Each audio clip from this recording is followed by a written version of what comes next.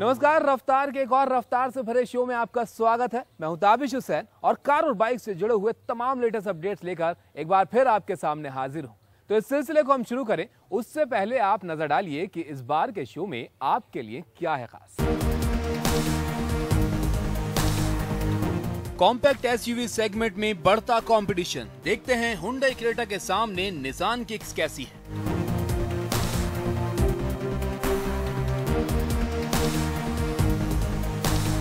देखेंगे कम पैसों में ज्यादा माइलेज देने वाली बाइक्स। किफायती बाइक्स में आपके पास क्या हैं ऑप्शंस।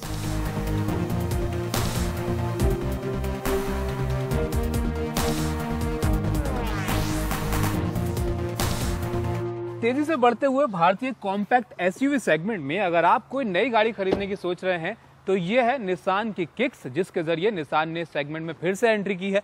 लुक्स के मामले में बहुत सारी तारीफें इस गाड़ी को मिल रही हैं, लेकिन क्या परफॉर्मेंस के मामले में ये सेगमेंट लीडर क्रेटा को बीट कर पाएगी?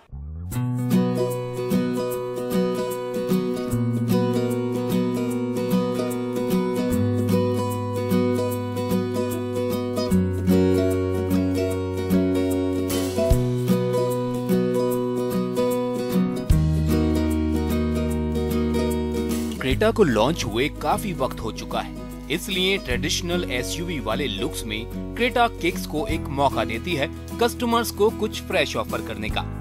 हालांकि लेटेस्ट फेसलिफ्ट में नई कैस्केड ग्रिल, प्रोजेक्टर हेडलैम्प्स और डीआरएल जोड़े गए हैं, जो क्रेटा के पहले से ही डिसेंट लुक को और बेहतर बनाते हैं।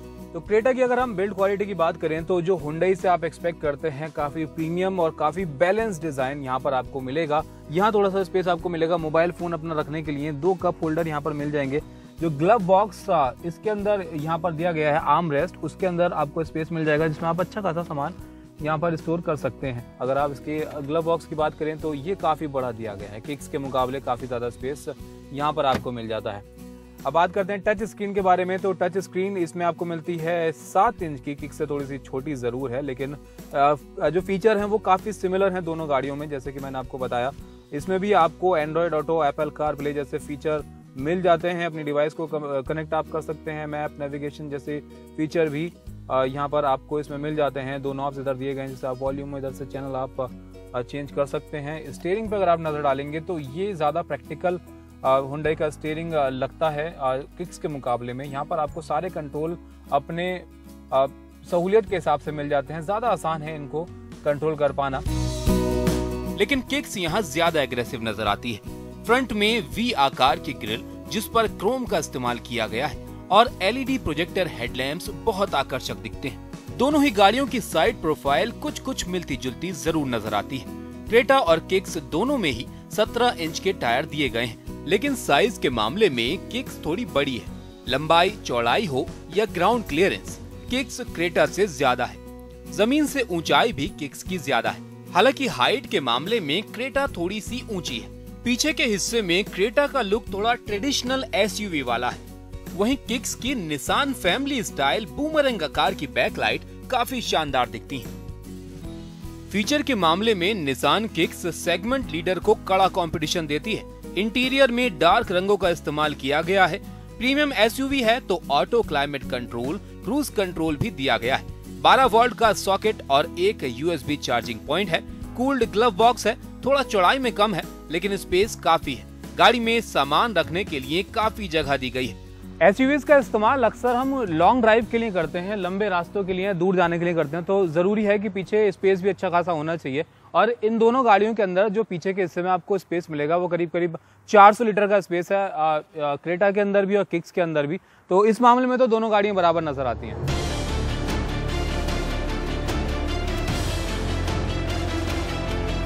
बात अगर किफायत की जाए तो क्रेटा के मैनुअल ट्रांसमिशन का टेस्टेड कंडीशन में माइलेज है 22.1 किलोमीटर प्रति लीटर और ऑटो ट्रांसमिशन के साथ माइलेज है 17.6 किलोमीटर प्रति लीटर।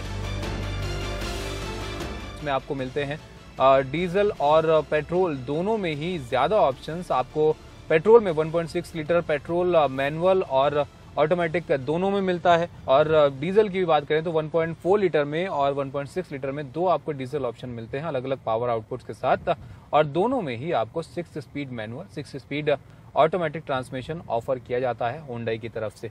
1.6 लीटर पेट्रोल की हम बात करें तो ये पावर जनरेट करता है करीब 121-122 bhp, जो कि काफ़ी ज़्यादा है क्रेटा के मुकाबले, और वो आप महसूस भी करेंगे जब आप इस गाड़ी को चलाएंगे। पिकअप काफ़ी अच्छा है इसका, स्टीयरिंग का रिस्पॉन्स काफ़ी अच्छा, गियर काफ़ी अच्छे से स्मूथली शिफ्ट होते हैं।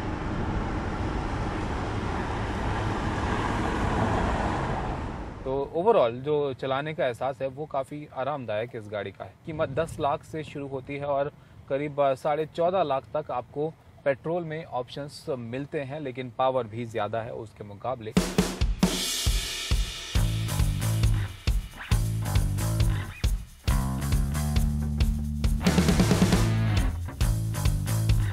वहीं किक्स में सिर्फ मैनुअल का ही विकल्प है और इसका डीजल इंजन देता है 20.45 किलोमीटर का एवरेज, और पेट्रोल की बात करें तो उससे आपको मिल जाएगा 14.23 किलोमीटर प्रति लीटर का माइलेज।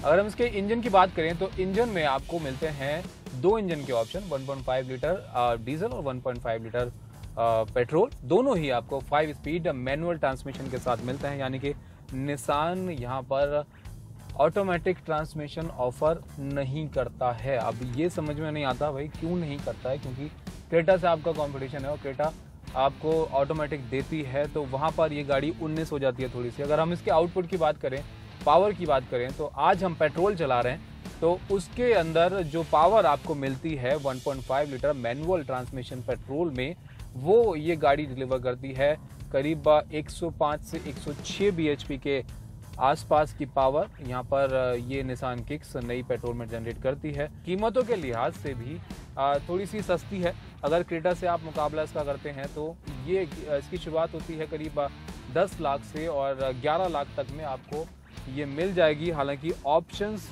जो इसके अंदर फीचर्स दिए गए हैं उसके मामले में थोड़ी सी पीछे रह जाती है क्रेटा से।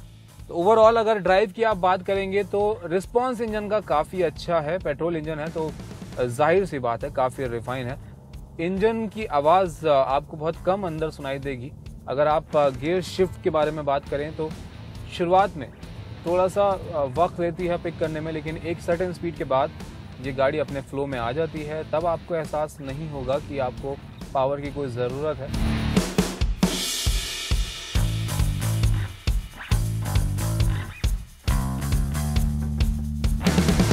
कॉम्पैक्ट एसयूवी सेगमेंट में क्रेटा अपनी जगह बना चुकी है, ट्राइड एंड टेस्टेड है, लेकिन लुक्स के मामले में किक्स काफी आकर्षक नजर आती है। और अगर आप कुछ नया ट्राई करना चाहते हैं तो आपके लिए बेशक एक अच्छा ऑप्शन हो सकती है।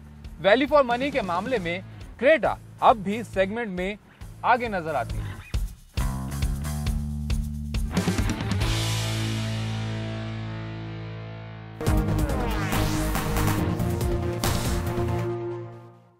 रफ्तार में यह वक्त एक छोटे से ब्रेक का। ब्रेक के बाद हम जल्द हाजिर होंगे, आप कहीं मत जाइए।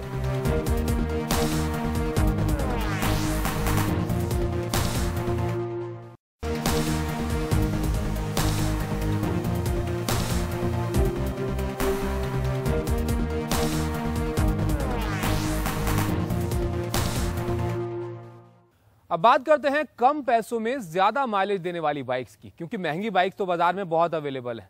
अगर आपको रोज की जरूरत के हिसाब से किफायती बाइक की जरूरत है तो ये ऑप्शंस आपके लिए लेकर आए हैं अंकुर।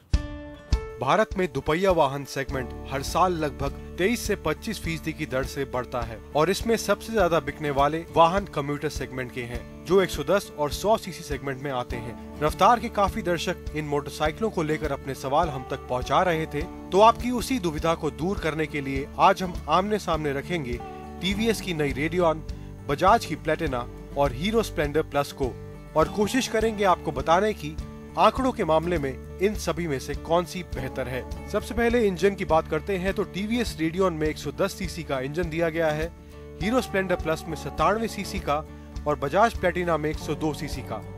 ताकत की बात करें तो टीवीएस रेडियन में 8.3 बीएचपी की ताकत मिलती है, हीरो स्प्लेंडर प्लस में 8.3 बीएचपी की और बजाज प्लेटिना में 7.8 बीएचपी की। फिर टॉर्क के मामले में टीवीएस की रेडियन सबसे आगे आती है जो 8.7 न्यूटन मीटर का टॉर्क देती है। फिर Hero Splendor Plus 8 newton metre का और बजाज प्लेटिना 8.34 न्यूटन मीटर का। वजन के मामले में टीवीएस की रेडियन और हीरो स्प्लेंडर प्लस एक जैसी हैं। 112 किलोग्राम का दोनों का वजन है और बजाज प्लेटिना का वजन 111 किलोग्राम है। फिर माइलेज की बात करें तो टीवीएस रेडियन की माइलेज है 69 किलोमीटर पर लीटर, हीरो स्प्लेंडर प्लस की माइलेज है 81 किलोमीटर पर लीटर और बजाज प्लेटिना की माइलेज है 96.9 किलोमीटर पर लीटर। फिर फ्यूल टैंक कैपेसिटी की बात करें तो टीवीएस रेडियन में आपको 10 लीटर का फ्यूल टैंक मिलता है, हीरो स्प्लेंडर प्लस में आपको 11 लीटर का और बजाज प्लेटिना में आपको 11.5 लीटर का फ्यूल टैंक मिलता है। टायर के साइज की बात करें तो रेडियन में आपको 18 इंच के टायर्स मिलते हैं, स्प्लेंडर प्लस में भी आपको 18 इंच के ही टायर्स मिलते हैं और बजाज प्लेटिना में 17 इंच के। ग्राउंड क्लियरेंस की बात करें तो टीवीएस रेडियन में आपको 180 mm का ग्राउंड क्लियरेंस मिलेगा, हीरो स्प्लेंडर प्लस में 159 mm का और बजाज प्लेटिना में 200 mm का। अंत में बात करें अब कीमत की तो टीवीएस रेडियन की कीमत 49,590 रुपए है, हीरो स्प्लेंडर प्लस की कीमत 50,860 से 54,150 तक है और बजाज प्लेटिना की कीमत 47,405 है। ये सभी कीमतें एक्स शोरूम दिल्ली हैं। आंकड़ों के हिसाब से ये तीनों मोटरसाइकिलें कुछ इस तरह दिखती हैं। अब क्या अलग अलग तरह के फीचर्स जो इन तीनों मोटरसाइकिलों को एक दूसरे से अलग रखती हैं और आपके लिए सही पैकेज कौन सी मोटरसाइकिल हो सकती है वो भी आपको बता देते हैं। जहां हीरो स्प्लेंडर आपको कीमत के मामले में बाकी दोनों मोटरसाइकिलों से थोड़ी ज्यादा महसूस होगी और इसका सेल्फ स्टार्ट और i3s टेक्नोलॉजी वाला मॉडल भी आपको 52 से 54,000 के बीच मिलता है। लेकिन उस i3s टेक्नोलॉजी के अपने फायदे भी हैं, जो जरूरत होने या ना होने के समय इंजन को ऑटोमेटिकली स्टार्ट स्टॉप करता है। फिर बजाज प्लेटिना माइलेज के मामले में 96.9 किलोमीटर पर लीटर की माइलेज का दावा करती है, जो तीनों मोटरसाइकिलों में सबसे ज्यादा है और इसमें इलेक्ट्रिक स्टार्ट का विकल्प आपको स्टैंडर्ड मिलेगा, जो हीरो स्प्लेंडर में आपको ऑप्शनल मिलता है। टीवीएस रेडियन में आपको मेटल बिल्ट बॉडी, सबसे चौड़ी और लंबी सीट, पेट्रोल टैंक पर thigh pads, USB charging spot, side stand indicator. फिर डिजाइन और लुक्स के मामले में भी आपको रेडियन एक फ्रेश और नया फील जरूर देगी। तो हमारे हिसाब से आज की तारीख में कम्यूटर सेगमेंट में डिजाइन, फीचर्स, स्टाइल और किफायत के हिसाब से टीवीएस रेडियन आपके लिए एक बेहतर पैकेज हो सकती है।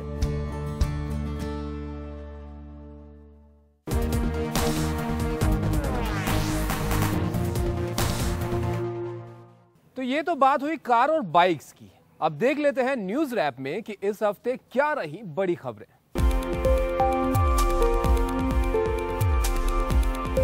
इलेक्ट्रिक और हाइब्रिड गाड़ियों को बढ़ावा देने के लिए कैबिनेट ने फेम 2 योजना के तहत 10,000 करोड़ रुपए देने का फैसला किया है।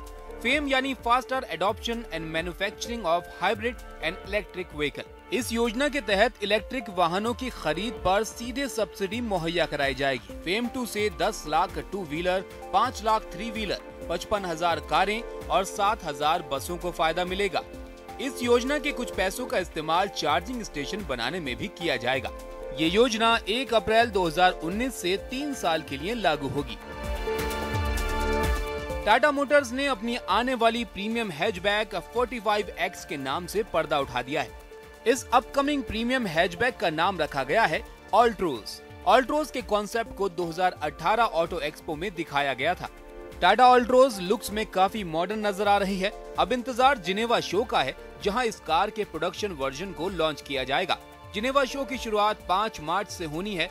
नई कार का मुकाबला मारुति की बलेनो और हुंडई की i20 से होगा।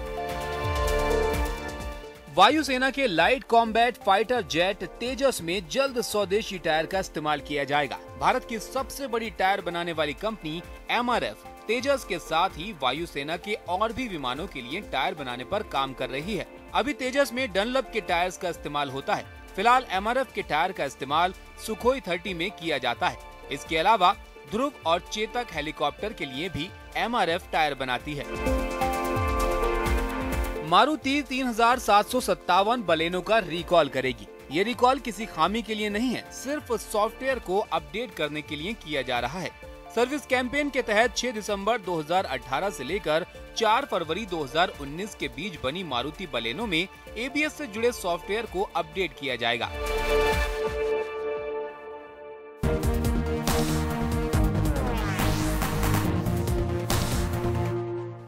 रफ्तार में हमारी कोशिश होती है आपकी पसंद की गाड़ियों से आपको रूबरू कराने की। तो अगर आप अपनी कोई पसंद की कार या बाइक रफ्तार में देखना चाहते हैं या फिर आपके कोई सवाल या सुझाव है तो raftar@netv.com पर हमें जरूर भेजिए।